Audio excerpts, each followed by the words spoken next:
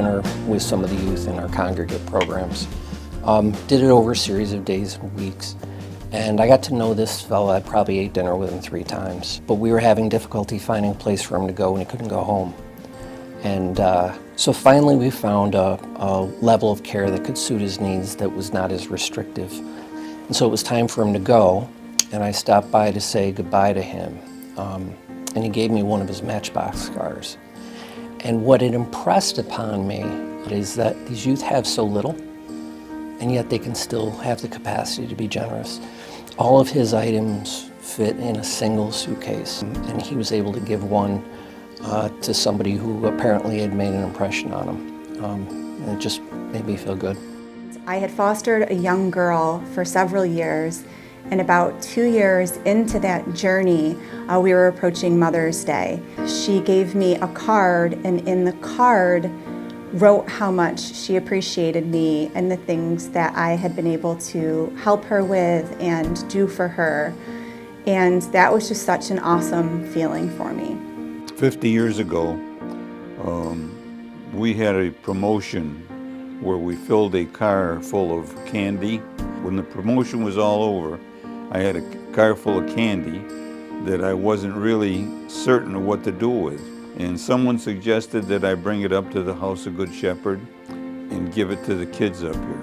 Well, when I delivered that candy that day and saw how much it meant, it certainly was an emotional moment. I realized then how much the House of Good Shepherd really meant to the children that were here. The day I got adopted was probably one of the most best memories I ever had. Coming from the upbringing I had, I think it was a good memory just due to the simple fact that, I could have been so many places, and I had the choices and the options, and really happy to just get adopted.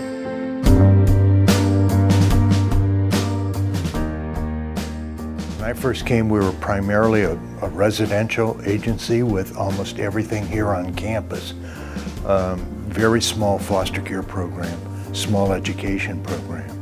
Over the years, we've added so many different programs, built this campus, added buildings.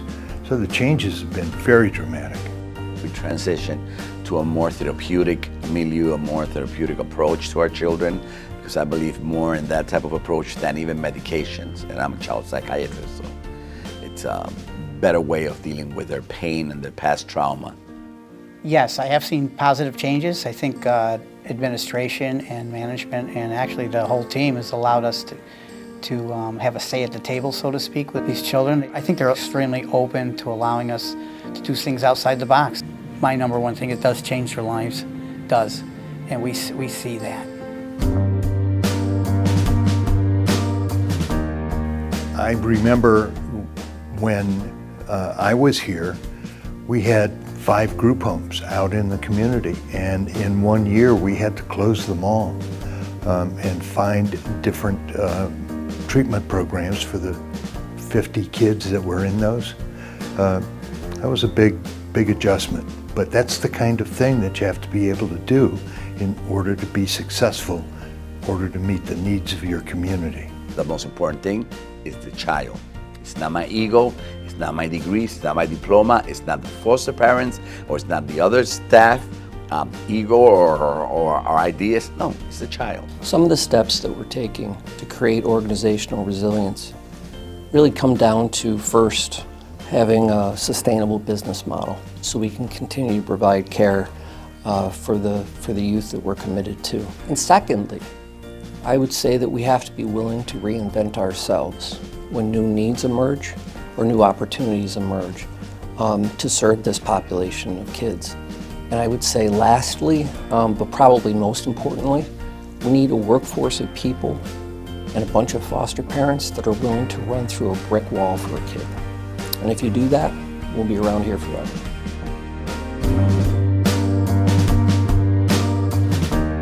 I believe there's a family for every single one of these children that are in foster care. And I hope that 150 years from now, the House of Good Shepherd is still providing a family home. Well, I think the House of Good Shepherd is is more important to us now than it ever has been in the last 50 years. With the social unrest that we have today and the divide that we have today in our communities, these children really need somebody to guide them the right way and educate them properly and get them going on the path to life that they can enjoy. Strong organization can't survive without the people doing the work, really caring about the cause. And I think the past 150 years, they've really been able to nail that. So if that can be executed in 150 years from now, we'll all be in a good place. I still believe that the most important thing is the human factor, the human component.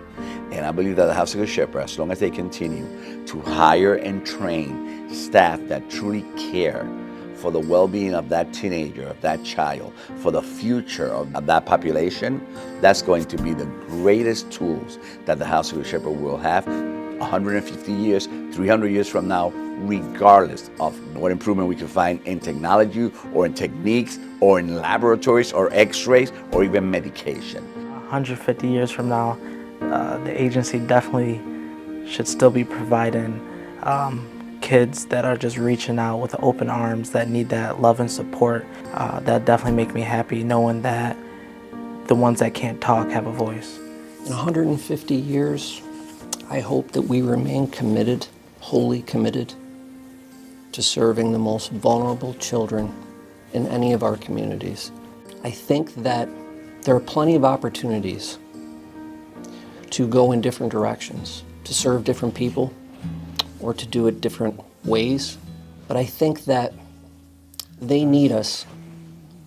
And I can't think of anything more important, more gratifying, than preserving the innocence of a child and making sure that that child has an opportunity to grow, be happy, right, and be successful.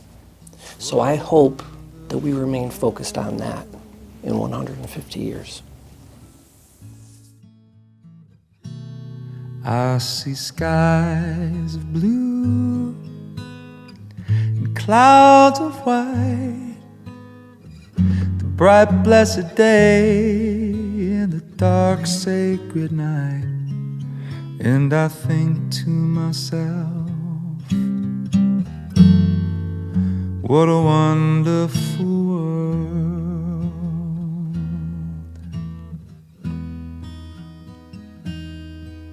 The colors of the rainbow, so pretty in the sky, are also on the faces of people going by. I see friends shaking hands, saying, how do you do? They're really saying, I love you. I hear babies cry, I watch them grow. They'll learn much more than I'll ever know. And I think to myself, what a wonderful world.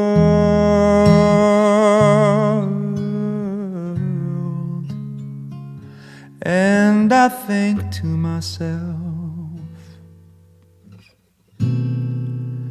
what a wonderful